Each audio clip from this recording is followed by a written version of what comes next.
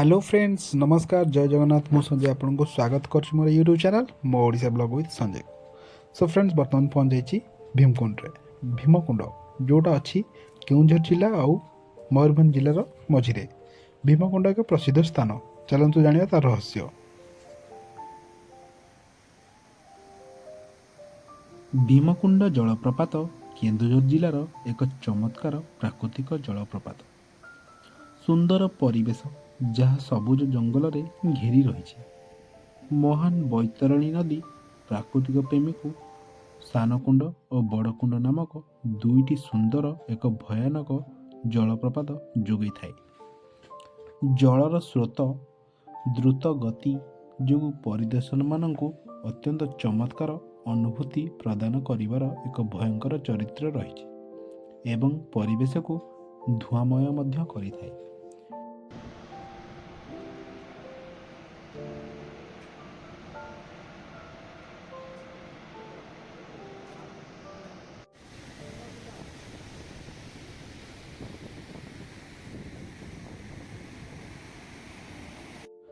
जलप्रपातर आहुरी एक विराट गर्जनर शब्द पर्यटक मानक आकर्षणीय करिथाए।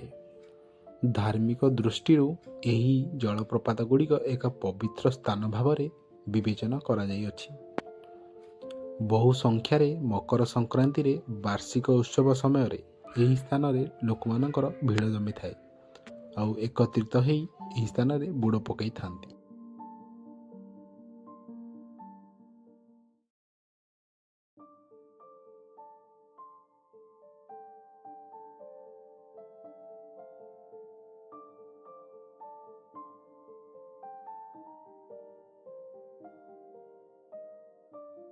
पौराणिक कथा अनुजाई पंचु पांडव माने किछि समय यही स्थान रे बिताइथिले आउ सेतिक बेले द्रौपदी को शोष लागिथिला। द्रौपदी को शोष मेंटेवा पई भीम तांकर निज गदारे यही स्थान को पृथ्वी पृष्ठ को प्रहार करथिले। प्रहार करने द्वारा हठात सांगे सांगे यही पृथ्वी पृष्ठ रे एक जलप्रपात सृष्टि होइतिला जार नाम दियागला भीमकुंड।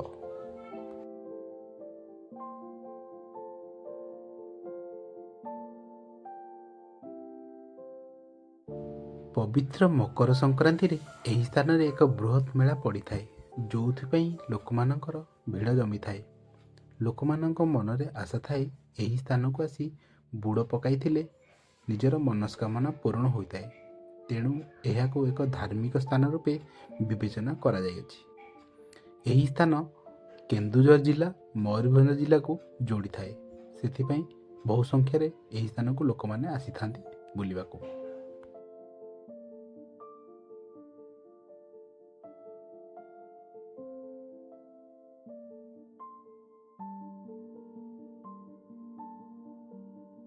जेहेतु यह एक पवित्र स्थान सेथिपई यार रक्षणाबेक्षण गवर्नमेंट द्वारा अत्यंत स्वतंत्र भाव में कराई।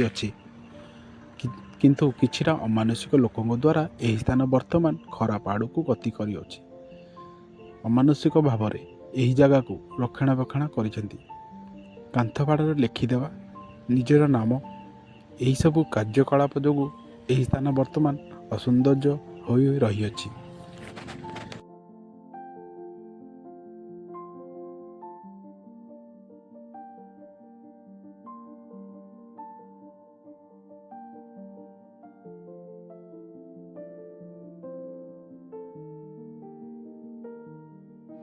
प्रकृति देइथिबा उपहार दायित्व नवा जत्न नवा आमर दायित्व एवं दृढ़ संकल्प। जदि केबे भी एठाको आसुछंती ताहले एमती कार्यकलाप नकरी यार दायित्व नवा अत्यंत जरूरी। आज पई एई वीडियो रे एति थिला।